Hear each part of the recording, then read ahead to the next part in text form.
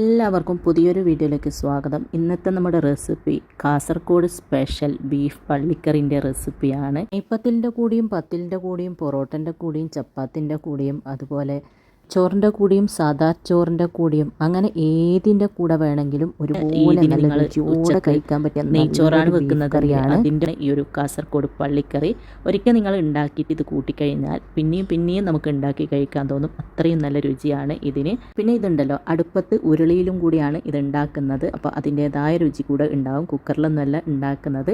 പിന്നെ ഞാനിത് പത്തിലിൻ്റെ കൂടെയാണ് ഉണ്ടാക്കിയിട്ടുള്ളത്. പത്തിലിനും നെയ്ച്ചോറിനും ഒക്കെ അടിപൊളി രുചിയാണ്. അപ്പോൾ നമുക്ക് വേഗം തന്നെ നോക്കാം എങ്ങനെയാണ് ഇത് ഉണ്ടാക്കുന്നതെന്ന്. അതിന് മുമ്പായിട്ട് ആരെങ്കിലും സബ്സ്ക്രൈബ് ചെയ്യാതെ വീഡിയോ കാണുന്നുണ്ടെങ്കിൽ മറക്കാതെ ഒന്ന് സബ്സ്ക്രൈബ് ചെയ്ത് സപ്പോർട്ട് ചെയ്യണേ. പിന്നെ ലൈക്ക് ചെയ്യാനും ഷെയർ ചെയ്യാനും മറക്കരുത്. അപ്പോൾ ഇതെങ്ങനെയാണ് വേഗം തന്നെ റെഡിയാക്കുന്നത് നോക്കാം. ഈ ഒരു ബീഫ് കറി റെഡിയാക്കാൻ വേണ്ടിയിട്ട് അടുപ്പത്ത് ഞാനൊരു ഉരുളി വെച്ച് കൊടുത്തിട്ടുണ്ട്. ഇനി ഇതിലേക്ക് 1.5 കിലോ എല്ലോട് കൂടിയ ബീഫാണ് ഞാൻ എടുക്കുന്ന സമയത്ത് എല്ലോട് കൂടിയ ബീഫ് തന്നെ എടുക്കുക. നന്നായിട്ട് കഴുകി അതിൻ്റെ വെള്ളമൊക്കെ കളഞ്ഞെടുത്ത ബീഫാണ്. അത് ഇതിലേക്ക് ഇട്ട് കൊടുക്കാം. എന്നിട്ട് ഒന്ന് ലെവലാക്കി കൊടുക്കുക. അതിനുശേഷം ഇതിലേക്ക് ഞാനൊരു 4 മീഡിയം സൈസിലുള്ള സവാള ഇതുപോലെ കട്ട് ചെയ്തെടുത്തിട്ടുണ്ട്. അതിട്ട് കൊടുക്കാം. പിന്നെ 2 മീഡിയം സൈസിലുള്ള തക്കാളി കട്ട് ചെയ്തത്, പിന്നെ 2 ടേബിൾ സ്പൂണോളം ഇഞ്ചി വെളുത്തുള്ളി പേസ്റ്റ്, ഒരു 5 പച്ചമുളക് മിക്സിൻ്റെ ജാറിലിട്ടിട്ടൊന്ന് ക്രഷാക്കി എടുത്തിട്ടുണ്ട്. അതും കൂടെ ഇട്ട് കൊടുക്കാം. എരിവൊക്കെ നിങ്ങളുടെ ഇഷ്ടത്തിനനുസരിച്ചിട്ട് ചേർത്ത് കൊടുക്കുക. അതുകൊണ്ട് പച്ചമുളകിൻ്റെ അളവൊക്കെ നിങ്ങൾക്ക് ഇഷ്ടമുള്ളത്ര എടുക്കാം. ബീഫൊക്കെ ആകുമ്പോൾ അത്യാവശ്യം നല്ല എരിവൊക്കെ വേണം. അപ്പോഴാണ് നല്ല ടേസ്റ്റ് ഉണ്ടാവുക. ഞങ്ങൾ അത്യാവശ്യം എരിവിലാണ് ബീഫെല്ലാം ഉണ്ടാക്കൽ.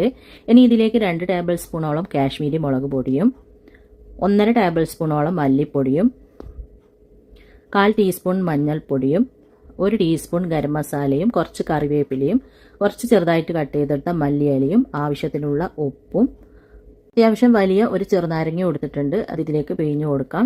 ചെറുതാണെങ്കിൽ 2 എടുക്കുക.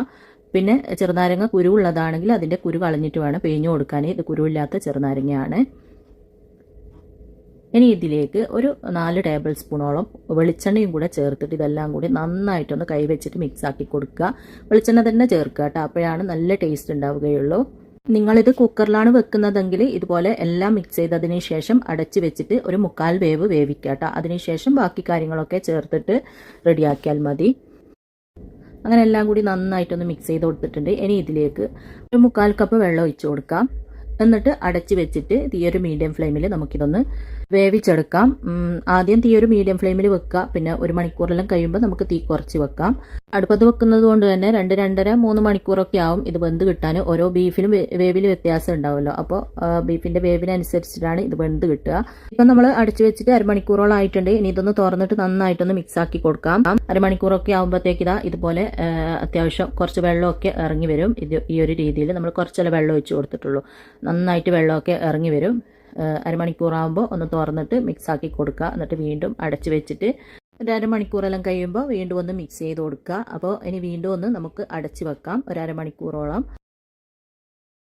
അപ്പോൾ വീണ്ടും ഒരു അരമണിക്കൂറോളം ആയിട്ടുണ്ട്. ഇനി ഇതൊന്ന് തുറന്നിട്ട് വീണ്ടും ഒന്ന് മിക്സ് ആക്കി കൊടുക്കുക. അപ്പോൾ ഇപ്പം നമ്മൾ ഇത് ബീഫ് വേവാനായിട്ട് വെച്ചിട്ട് 1 മണിക്കൂറോളം ആയിട്ടുണ്ട് കേട്ടോ. ഈ ഒരു പരുവത്തിലാണ് 1 മണിക്കൂറായപ്പോൾ ഉള്ളത്. നന്നായിട്ട് വെള്ളമൊക്കെ ഇറങ്ങി വന്ന് ഉള്ളിയും തക്കാളിയൊക്കെ അത്യാവശ്യം ഒന്ന് വെന്തിട്ടുണ്ട്.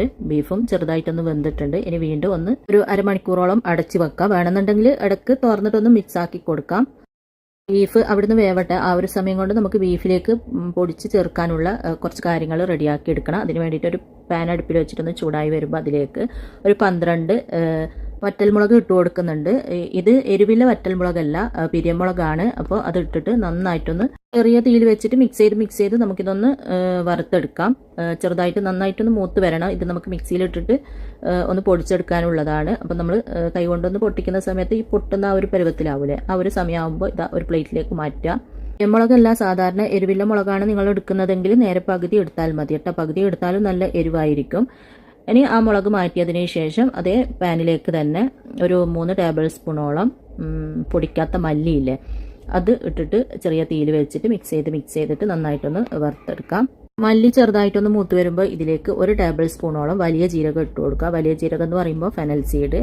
അതിട്ടിട്ട് വീണ്ടും നന്നായിട്ട് മിക്സ് ആക്കി കൊടുക്കുക. മല്ലിയും ജീരകവും കൂടി നന്നായിട്ട് വറുത്തിട്ടാകുമ്പോൾ ഇതും നമുക്ക് മറ്റൊരു പാത്രത്തിലേക്ക് മാറ്റാം. എന്നിട്ട് സെയിം പാനിലേക്ക് തന്നെ നമുക്ക് 1 കപ്പോളം തേങ്ങ ഇട്ട് കൊടുക്കാം. ഇത് ഇതിലേക്ക് വറുത്ത് ചേർക്കാനുള്ളതാണ്. എന്നിട്ട് തീ ഒരു മീഡിയം ഫ്ലെയിമിൽ വെച്ചിട്ട് മിക്സ് ചെയ്ത് നമുക്കൊരു ഗോൾഡൻ ബ്രൗൺ കളറാക്കി എടുക്കാം. തീ കൂട്ടി വെച്ചിട്ട് ഒരിക്കലും വറുക്കരുത് കേട്ടോ. അങ്ങനെ ആകുമ്പോൾ പെട്ടെന്ന് കരിഞ്ഞതുപോലെ ആയിപ്പോവും. അന്നേരം കറീൻ്റെ ആ ഒരു ടേസ്റ്റ് എല്ലാം മാറിപ്പോവും ഈ ഒരു തേങ്ങ ഇടുമ്പോഴത്തേക്ക് തന്നെ. അതുകൊണ്ട് ചെറിയ തീയിൽ വെച്ചിട്ട് മിക്സ് ചെയ്ത് ചെറിയൊരു ഗോൾഡൻ ബ്രൗൺ കളറാക്കി എടുക്കുക. അപ്പോൾ ഇതാ മിക്സ് ചെയ്ത് ഇതുപോലെ ഒരു ഗോൾഡൻ ബ്രൗൺ കളറായി വന്നിട്ടുണ്ട്. ഇനി നമുക്ക് പാനിൽ നിന്ന് മറ്റൊരു പാത്രത്തിലേക്ക് മാറ്റുക, അല്ലെങ്കിൽ വീണ്ടും ആ പാനിൻ്റെ ചൂട് കൊണ്ട് നല്ലോണം ആയിപ്പോവും, കളർ മാറിപ്പോവും. അപ്പോഴത്തേക്ക് ഇതാ നമ്മൾ ആദ്യം വറുത്തെടുത്ത മുളകെല്ലാം ഒന്ന് ചൂടെല്ലാം പോയിട്ടുണ്ട്. ഇനി ഇതുപോലത്തെ ഒരു ചെറിയ മിക്സിൻ്റെ ജാർ എടുക്കുക, അതിലിട്ടിട്ടൊന്ന് നമുക്ക് പൊടിച്ചെടുക്കണം. അപ്പോൾ ഇതാ മുളക് ഇതുപോലെ ഒന്ന് പൊട്ടിച്ചിട്ട് കൊടുക്കുക കേട്ടോ, പെട്ടെന്ന് ഒന്ന് പൊടിഞ്ഞ് കിട്ടാൻ വേണ്ടിയിട്ട്. എന്നിട്ട് ഇതൊന്ന് പൊടിച്ചെടുത്തിട്ട് വരാം. അപ്പോൾ ഇതാ ഒന്ന് പൊടിച്ചപ്പോൾ ഈ ഒരു രീതിയിലാണ് ഉള്ളത്. ആദ്യം ഒന്ന് പൊടിച്ചെടുക്കുക. അപ്പോൾ ഈ ഒരു രീതിയിലാണ് ഉണ്ടാവുക. ഇനി ഇതിൻ്റെ കൂടെ തന്നെ നമുക്ക് ആ ഒരു മല്ലിയും ജീരകവും കൂടി ഉണ്ടല്ലോ, അതും കൂടെ ഇട്ട് കൊടുക്കാം. എന്നിട്ട് ഇതെല്ലാം കൂടി നന്നായിട്ടൊന്ന് പൊടിച്ചെടുത്തിട്ട് വരാം. അപ്പോൾ ഇതാ ഇതുപോലെ നന്നായിട്ടൊന്ന് പൊടിച്ചെടുത്തിട്ടുണ്ട്. ഈ ഒരു രീതിയിൽ പൊടിച്ചെടുക്കുക.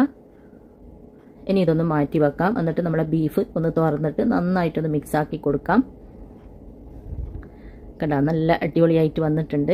ഇപ്പോൾ ഒരു അരമണിക്കൂറും കൂടെ ആയിട്ടുണ്ട്. ഇപ്പോൾ 1.5 മണിക്കൂറായിട്ടാ നമ്മൾ ബീഫ് വേവാനായിട്ട് വെച്ചിട്ട് ഇപ്പോൾ ഒരു 3/4 വേവായിട്ടുണ്ട് കേട്ടോ. ഇനി ഇതിലേക്ക് നന്നായിട്ട് മിക്സ് ചെയ്തതിന് ശേഷം നമുക്ക് ഉപ്പെല്ലാം ഒന്ന് നോക്കുക. എന്നിട്ട് ആവശ്യമുണ്ടെങ്കിൽ ഉപ്പ് ചേർത്ത് കൊടുക്കുക. ഉപ്പിൻ്റെ കുറവുണ്ട്, അപ്പോൾ ഞാൻ കുറച്ചും കൂടെ ഉപ്പ് ചേർത്ത് കൊടുക്കുന്നുണ്ട്. ഉപ്പ് ചേർത്തതിന് ശേഷം ഇതിലേക്ക് നമ്മൾ പൊടിച്ചെടുത്ത ആ ഒരു മല്ലിയും മുളകും ജീരകവും ഒക്കെ ഇല്ലേ, അത് മുഴുവനായിട്ട് ഇതിലേക്ക് ചേർത്ത് കൊടുക്കുക. എന്നിട്ട് വീണ്ടും നന്നായിട്ടൊന്ന് മിക്സാക്കി കൊടുക്കുക. വറുത്തിട്ട് നമ്മൾ പൊടിച്ചിട്ട് ഈ ഒരു മസാല ചേർക്കുമ്പോൾ തന്നെ ഇതിൻ്റെ ഫ്ലേവർ തന്നെ ഒന്ന് മാറും. അത്രയും നല്ല ടേസ്റ്റാണ്. അപ്പം എല്ലാം കൂടി നന്നായിട്ടൊന്ന് മിക്സാക്കി കൊടുക്കുക. എന്നിട്ട് നമുക്ക് ചെറിയ തീയിൽ, ഇപ്പോൾ അത്യാവശ്യം വെള്ളമൊക്കെ വറ്റിയിനല്ലോ, ചെറിയ തീയിൽ വീണ്ടും നമുക്ക് അടച്ച് വെക്കാം. ഇനി ഒരു 1/4 മണിക്കൂറെല്ലാം ആകുമ്പോൾ തുറന്നിട്ട് മിക്സാക്കി കൊടുക്കണം. ഈ ഒരു പരുവത്തിലാകുമ്പോൾ അരമണിക്കൂറോളം വെക്കണ്ട, ഒരു 1/4 മണിക്കൂറെല്ലാം ആകുമ്പോൾ തുറന്നിട്ട് നന്നായിട്ടൊന്ന് മിക്സാക്കി കൊടുക്കുക, അല്ലെങ്കിൽ അടുക്കി പിടിക്കും. അപ്പോൾ ഇതാ ഒരു 1/4 മണിക്കൂറാകുമ്പോൾ ഞാൻ തുറന്നിട്ടൊന്ന് മിക്സാക്കി കൊടുക്കുന്നുണ്ട്. ഇനി ചെറിയ തീയിൽ വെച്ചിട്ട് വേണം കേട്ടോ വേവിച്ചെടുക്കാൻ. 3/4 വേവെല്ലാം ആയിക്കഴിഞ്ഞാൽ പിന്നെ ചെറിയ തീയിൽ വെച്ചിട്ട് വേവിച്ചെടുക്കുക. നന്നായിട്ട് മിക്സാക്കി കൊടുത്തതിന് ശേഷം വീണ്ടും ഞാൻ അടച്ചു വെക്കുന്നുണ്ട്. വീണ്ടും ഒരു 1/4 മണിക്കൂറാകുമ്പോൾ വീണ്ടും ഒന്ന് തുറന്നിട്ട് മിക്സാക്കി കൊടുക്കുക. അപ്പോഴത്തേക്ക് ഇതാ ബീഫിലെ വെള്ളമൊക്കെ അത്യാവശ്യം നല്ലതുപോലെ തന്നെ വറ്റി വരണ്ട്. ബീഫൊക്കെ അത്യാവശ്യം നല്ലോണം വെന്ത് വന്നിട്ടുണ്ട്. നമ്മളിപ്പോൾ ഇത് വേവാനായിട്ട് വെച്ചിട്ട് 2 മണിക്കൂറോളം ആയിട്ടുണ്ട് കേട്ടോ. അപ്പോഴത്തേക്കും ബീഫെല്ലാം അത്യാവശ്യം നല്ലതുപോലെ തന്നെ വെന്തിട്ടുണ്ട്. ഇനി നന്നായിട്ടൊന്ന് മിക്സ് ആക്കിയതിന് ശേഷം നമ്മളിത് അടച്ചു വെക്കുന്നില്ല, തുറന്ന് വെച്ചിട്ട് ഒരു 1/4 മണിക്കൂർ മുതൽ ഒരു അരമണിക്കൂർ വരെ ചെറിയ തീയിൽ നമ്മൾ മിക്സെല്ലാം ആക്കി ഇതെല്ലാം ആകുമ്പോഴത്തേക്ക് കറക്റ്റായി വെന്ത് കിട്ടിക്കോളും. ഇനി ഇതിലേക്ക് 1 ടീസ്പൂണോളം കുരുമുളകിൻ്റെ പൊടി ഇട്ട് കൊടുക്കുക. കുരുമുളകിൻ്റെ പൊടി നിങ്ങളുടെ എരിവിനനുസരിച്ചിട്ട് വേണം ചേർത്ത് കൊടുക്കാൻ. പിന്നെ ഇതിലേക്ക് നമ്മൾ വറുത്തെടുത്ത് തേങ്ങ കൂടെ ചേർത്തിട്ട് വീണ്ടും നന്നായിട്ടൊന്ന് മിക്സാക്കി കൊടുക്കുക. പിന്നെ നമ്മളിതിൽ മുളക് പൊടിയും അതുപോലെ തന്നെ മുളക് പൊടിച്ച് ചേർത്തതും പിരിയമുളകാണ്. അതുകൊണ്ട് അത്ര എരിവൊന്നും ഉണ്ടാവില്ല, നല്ല കളറേ ഉണ്ടാവും. അപ്പോൾ എരിവിന് വേണ്ടിയിട്ട് നമ്മൾ കുരുമുളകും അതുപോലെ തന്നെ പച്ചമുളകുമാണ് ചേർത്തിന്. ഇപ്പം നമ്മൾ മിക്സെല്ലാം ചെയ്ത് ഇതൊക്കെ ആക്കി കഴിയുമ്പോഴത്തേക്ക് ഒരു 1/4 മണിക്കൂറും കൂടെ കഴിഞ്ഞിട്ടുണ്ട്. അപ്പോൾ പാകത്തിന് വെന്ത് കറക്റ്റ് വെള്ളമൊക്കെ വറ്റി ഡ്രൈ ആയിട്ടുണ്ട്. ഇനി ഇതിലേക്ക് കുറച്ച് കറിവേപ്പിലയും മല്ലിയില കട്ട് ചെയ്തതും കൂടെ ഇട്ട് കൊടുക്കുക. പിന്നെ ഒരു ടേബിൾ സ്പൂണോളം പച്ച വെളിച്ചെണ്ണ ഇതിൻ്റെ മുകളിലായിട്ട് ഒഴിച്ചിട്ട് എല്ലാം കൂടി വീണ്ടും നന്നായിട്ടൊന്ന് മിക്സ് ആക്കി കൊടുക്കുക. ആ ഒരു ലാസ്റ്റ് ആകുമ്പോൾ പച്ച വെളിച്ചെണ്ണ ഒഴിക്കുമ്പോൾ ഒരു പ്രത്യേക ടേസ്റ്റ് തന്നെയാണ്.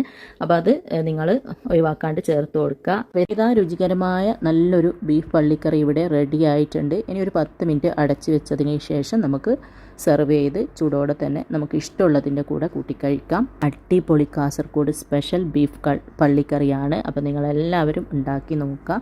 ഞാനിതിൻ്റെ കൂടെ കഴിക്കാൻ വേണ്ടിയിട്ട് പത്തിലാണ് ഉണ്ടാക്കിയത്. പത്തിലിൻ്റെ കൂടിയും നെയ്പ്പത്തിലിൻ്റെ കൂടിയും അതുപോലെ നെയ്ച്ചോറിൻ്റെ കൂടിയൊക്കെ അടിപൊളി ടേസ്റ്റാണ്.